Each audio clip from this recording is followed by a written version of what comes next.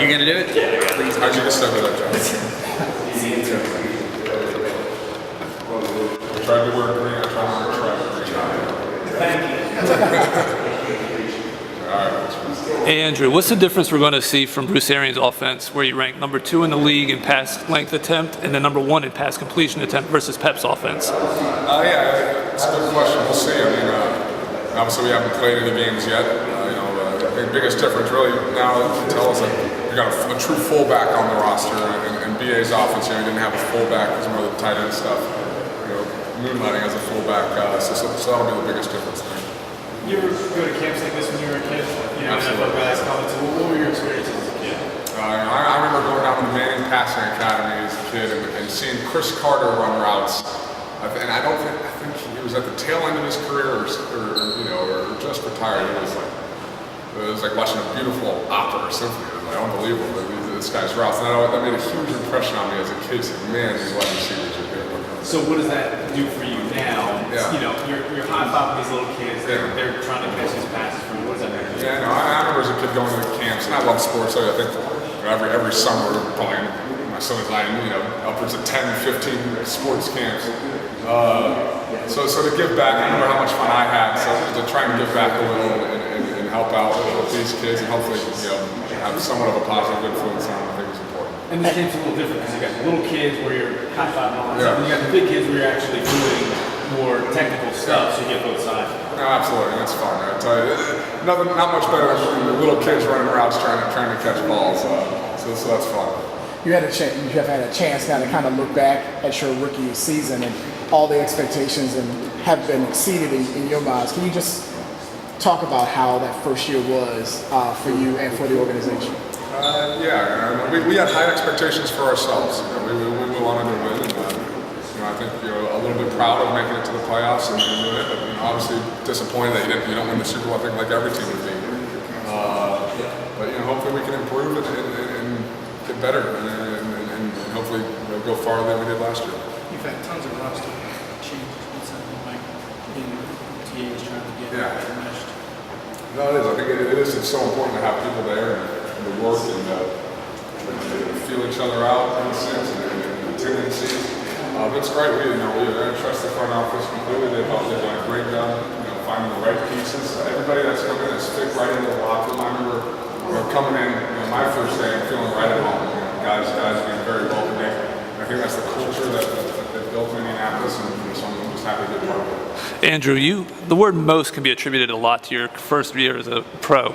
Most passing yards by a rookie in a game, most passing yards in a season, most 300-yard games, most pass attempts, most wins by a number 1 picked quarterback, most game-winning drives, most fourth quarter comebacks. What do you have to do to get better this year? I think a lot. It's very cliche, but improving every facet, especially accuracy. I left a lot of plays out there.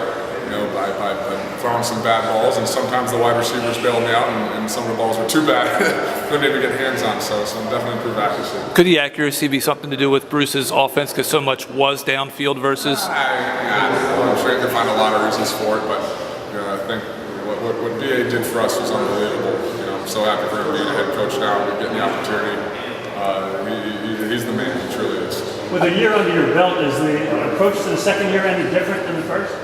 I still think, there's certain things are different because you're comfortable in the locker room. You know where the meeting rooms are. You sort of, maybe it's easier in a sense, but you still want to win. You still work to win. That doesn't change. What's your message to those kids there? The message to the little kids, just tell them, one, make sure you're having fun. Because for me, play a sport, I still play a sport. Yeah, maybe my job, but it should be fun. And two, just talked about how growing up for me in our family, in our household, education was as much a premium as playing sports was. And so make sure you focus on both of those things because you don't want to get overwrought at home. I know a lot of Hokie fans remember your performance in the Orange Bowl your junior year. What are some of your memories of that game against Virginia Tech? Yeah, what a great experience down in Miami. We're happy we could win. It was a good Virginia Tech team. Great atmosphere. I'm glad we could get that one. Go ahead. I know you get this everywhere, but that rookie quarterback class that you're a part of, guys are forever going to be connected for the rest of your careers. Sort of talk about that group and what you think of being part of that. Yeah, no, obviously very, very good players.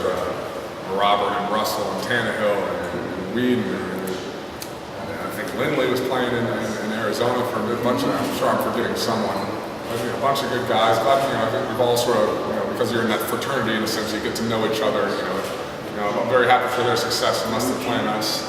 I think it's a good group to be a part of. Did you enjoy having to do so much last year? Did you expect to have as much this year? Yeah, no, I think it was fun. I think one of the great things about Coach Arians was he didn't hold anything back, and I felt like he trusted me 100% to go out there, and that built a lot of confidence in me. I think that let me go out and play and worry about everything. I knew that the offensive coordinator trusted me, and I trusted him. I think it was a great working relationship. So I'll do whatever the coaches ask. Andrew, sorry. Can you talk about how the team rallied around Coach Pagano? He was selected last week as the George Halas Award winner by the Pro Football Writers of America. Just talk a little bit about that.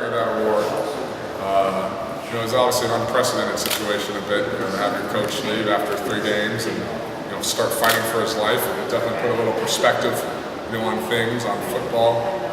Very, very, very grateful that he's healthy and in remission. And I think one of the coolest experiences of my life was him being back on the sidelines for that Houston Texans, last regular season game and us getting a win, and to see him run out of the tunnel and hear the support was special. But Coach Arians did a great job of keeping the ship moving in the right way. I think veteran leadership, Reggie Wayne, Rob Mathis, Dwight Freeney really, sort of made sure we stayed focused and understood that Coach Pagano wanted nothing more than us to go out there and keep working and winning and not get caught up in too much in the circumstance. Do you have any flashbacks from that kid wearing the Reggie Wayne? Yeah, it's always good to throw the blue number 87 years. How much? What's it like being a rookie and being expected to be a leader on a group of men?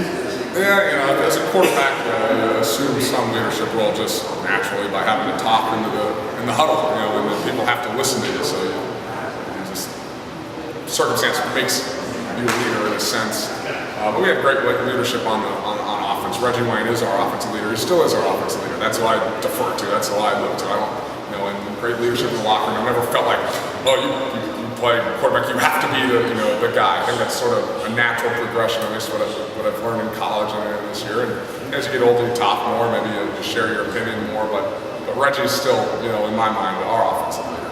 I was going to ask, how much did you lean on Reggie? A lot, obviously. Football-wise, his numbers, his production, his big catches in big games.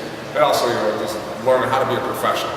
He's a great pro. He's obviously lasted for a long time at a very, very high level. So learned a lot about working for him. Where are you challenging yourself? Yeah, I think it's 2 things. One, defensive recognition, making sure I understand what's going on on the defense side of the ball, and then footwork. I think footwork and accuracy are very, very closely tied together, and so to improve accuracy, footwork. All right, guys, thanks. Appreciate it. Thank you.